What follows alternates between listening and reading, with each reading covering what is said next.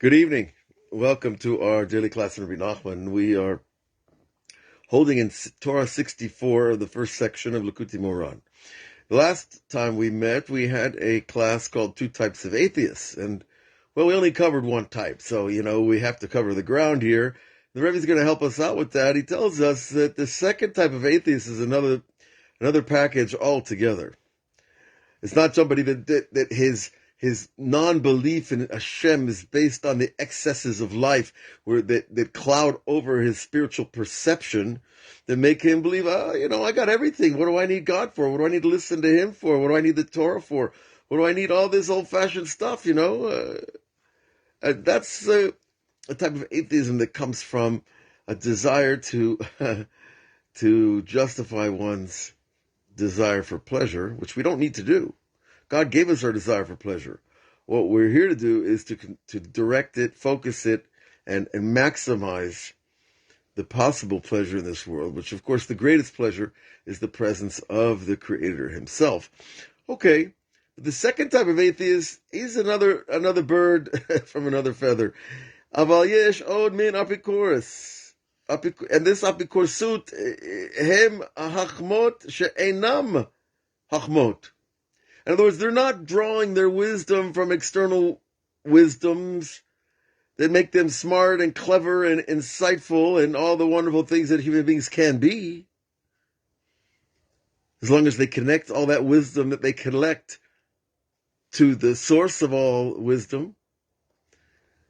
No, these are the people that have chokhmah that's not even really chokhmah. What's that? Wisdom that's not really wisdom. Although rather because they are deep,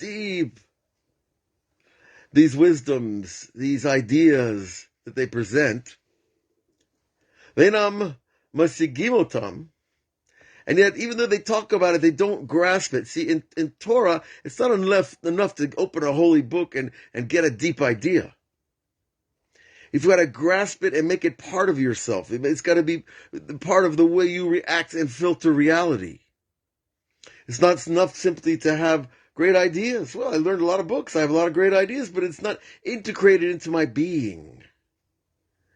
And these people have deep ideas, but he says they don't grasp them really. Because they talk about them, but it's not part of them. And he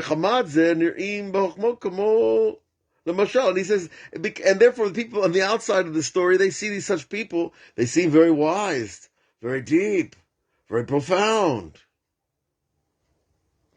Come on, Lamashali gives us an example. He brings us a Torah from the Torah world. An example of a guy who sits down and he gives over a whole talk of an argument in the Gemara, and then what the Rishonim say, and then the Acharonim say, the first group of rabbis 1,000 years ago, and then what the rabbis 500 years after them said about what they said about what they said about it in the Mishnah and the Gemara. And it says wow, we just covered 2,000 years in one topic. And it seems so deep. And it's from Torah. We're not talking about New Age scrambled eggs. Which I learned New Age. That's where I got started in spirituality. Because I didn't have the merit to be born into the Torah world. However, that was God's business. And remember, Chokhmat Goyim Ta'amin. Now, Chokhmat Goyim means the wisdom of the nations, believe in it. The Torah Goyim Al Ta'amin. Don't believe when people who don't have Torah are going to try to tell you how to get to God. That's Torah Am Yisrael. That's our particular area of expertise, is the metaphysics of how to be attached to the creator of the universe. But wisdom, the wisdom of the nations, we'll fly with you to the moon. I don't know about Mars. That's still a little. The rabbi said we're not allowed to go to Mars yet because you can't get back. Okay.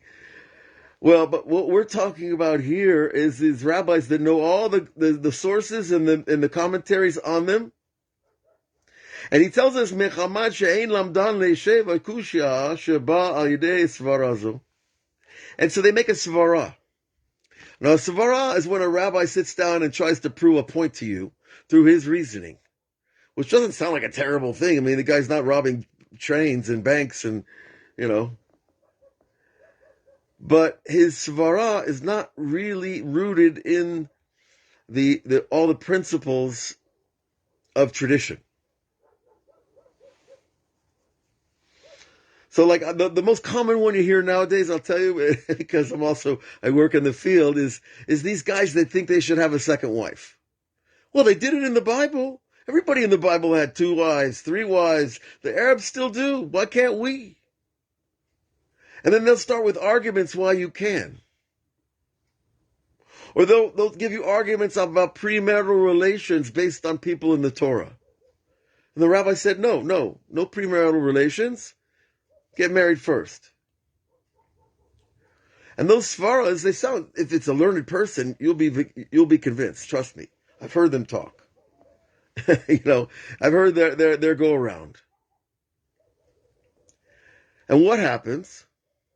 There's nobody there that can answer them that knows the material well enough to say, wait a minute, but this Rishon said this and this Acharon commented on it, and therefore, when people took 2 wives, it wasn't because they were bored with their first wife. It was because there was an absence of men and there were homeless women on the streets they didn't have fathers and brothers to take care of them.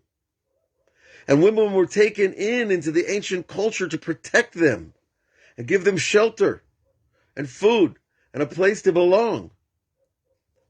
Because not everybody has a great family tree with, everybody's got a mansion down the block. And so the system was set up to catch the people falling through the net.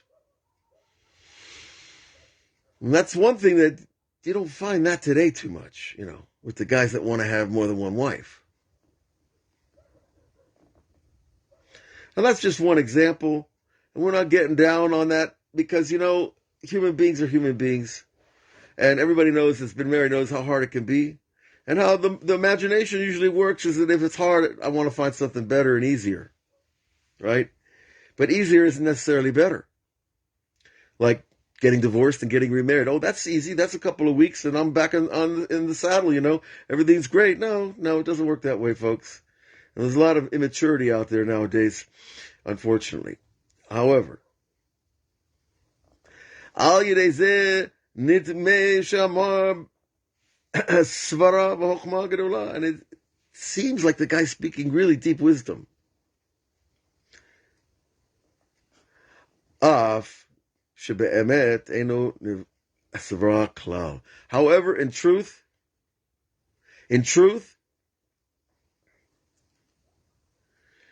it's not true. Okay. That these explanations of justifications of wisdom that use wisdom to make a presupposed agenda. You have to always look, what is this guy's agenda? Why does he want this halachic rendering? Right? And there are many complications and difficulties and deep subjects that the philosophers and scientists run across in their postulations and their theories. Because everything starts with a theory until you prove it, until you find out if it's true or not. Now, since I've studied Kabbalah for 30 years, I can read Freud and see exactly where he got it right and where he got it wrong, according to the ancient Kabbalists of our tradition. So you can pick out the wisdom embedded in a lot of, inaccuracy, shall we call it, or exaggeration. And these mivuchim, like Freud and others got into, it's not true wisdom. And so the point is, you have to really be sharp to do this. The original difficulty, the original question on what's written in the books is not a question. It's batel from the beginning. But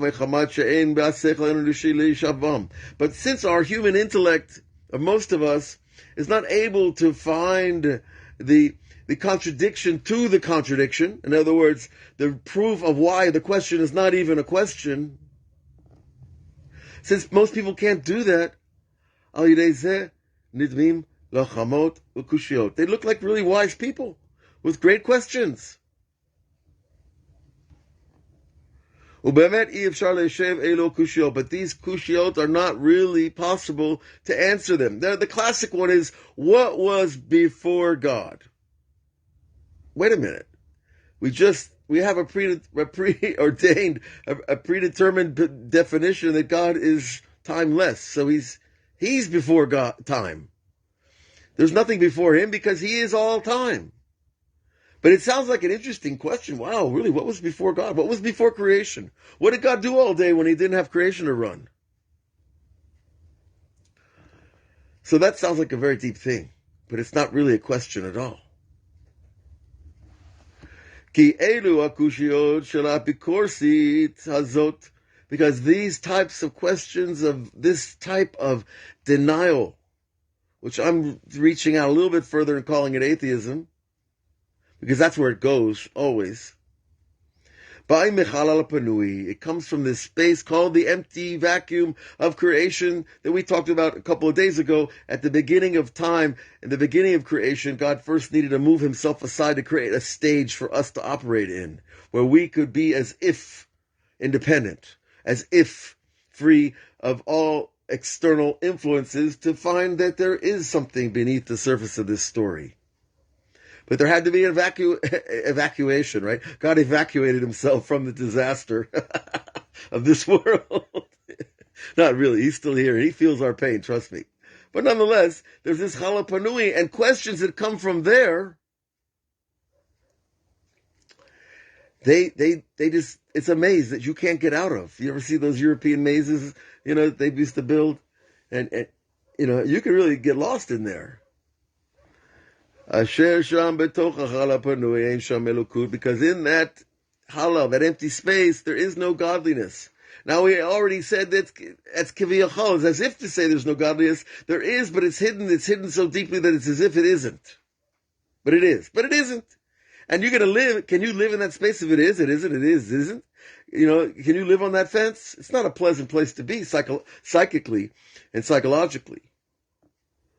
But that's part of the godly intellect. There's a whole Torah in Likutei Moharan. If you look back in the weeks and months and years of we've been doing this, there's a Torah that tells us about the 5 ways that God is the ideas of God's power are contradictory to human intellect, and things that we won't understand, like how do we have free choice and predestination at the same time? Or, and how is an infinite being able to enter and to give life to a finite being? And all these are the questions that are very difficult. And if you go there, Kol ba'eha lo yushuvun, he's going to bring that pasuk. Anybody who comes into those questions is not going to come out well. I'm not going to say alive, but he's not going to come out well metaphysically, because if you can't serve Hashem, if you're always wondering if he's there. You can't keep the Torah if you're not sure that this is a godly given thing that I need to do. It's too hard. And if you get into that questioning space, there's free choice, there's no free choice. I did it, I didn't do it. I'm responsible, I'm not responsible. So long, c'est la vie. Your mind is never going to be grounded and rooted in a peaceful place to do good works in this world. Because you're always going to be questioning yourself. You ever meet people like that? Hashem yirachem. I know people like this. They never, whatever you tell them, they'll tell you but, and the opposite. But, anytime you hear the word but, and then they tell you something, no, that means they're not really, their dot is not come into its vessel. And people come to me for advice and ask questions, and I give them answers sometimes, if I feel I have, if God helps me. And immediately they'll go off into another direction. Wait a minute, what did you come here for? I ask them. You want to answer, or you want to argue and debate? And usually debating is very expensive, so they don't want to debate. And therefore, these contradictions who aren't contradictions based on wisdom, it's not really wisdom. It's coming from that halal panui. You can't find a tshuva. Especially this question about how can I be free if God knows everything and God's directing the story? And therefore, how do I find God in this empty space? If he's gone, he's gone. Because if we had found Hashem in the empty space that we already defined that he's missing, he's disappeared, it wouldn't be the empty space anymore. It would be back to the place filled up with the infinite light and glory. And everything would be that, infinite being. Because anywhere God is revealed, everything else is batel. His light is so great, everything gets like blasted with the light, to pardon the phrase. And therefore, on this type of denial, of atheism, anybody who comes into them is not going to come back. Lo yishuvun. Because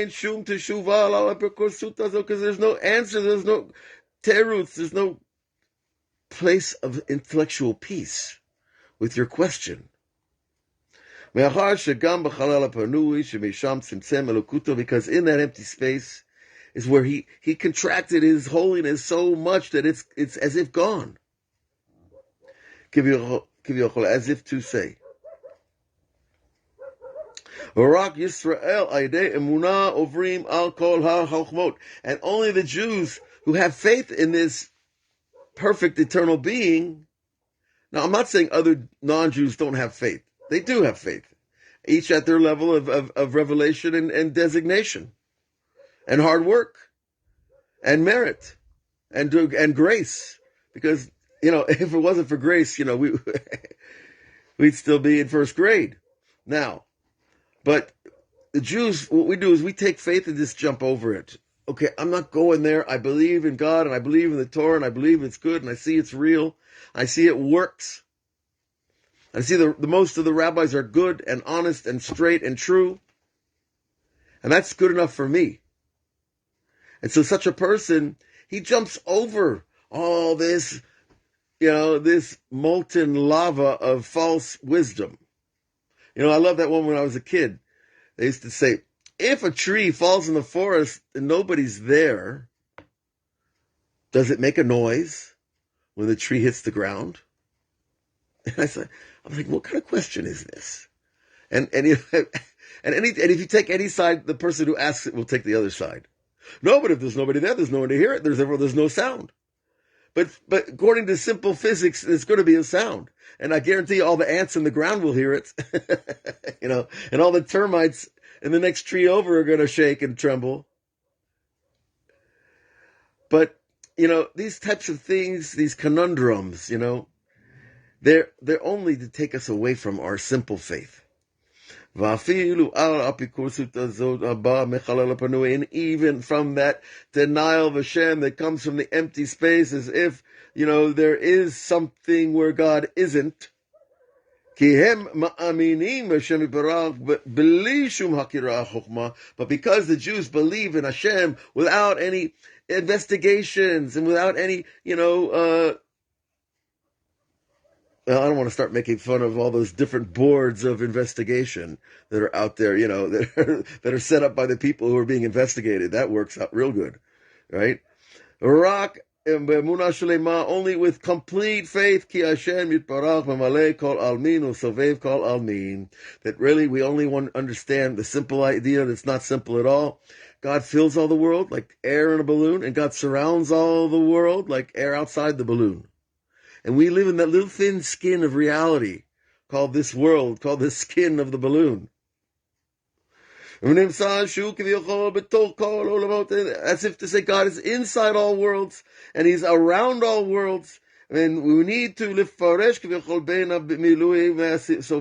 we need to this separation between the filling and the surrounding. But that's where we are. That's why there's free choice. Because we sit right on that fence. Between the inner revelation and the outer revelation, we are in the darkness, friends. But we're not really, because we have the Torah. We have the tzaddikim that came before us, that gave their lives, so we can have a little something to talk about. Besides, the latest elections. Okay. So we're going to stop there for now, because this discussion is still going to go on more, and we're going to talk more about the surrounding light and the internal light, and how they meet, and what happens when they do meet, and there's a lot of interesting theology behind it, and the Kabbalah deals with it. And come back again. It's nice to see you, David, and all of our friends that meet us here on Facebook, and we're on the other platforms as well. If you don't catch this one, and it's my pleasure and privilege to be here. And you should all have a wonderful evening, and we will see you again tomorrow. All the best.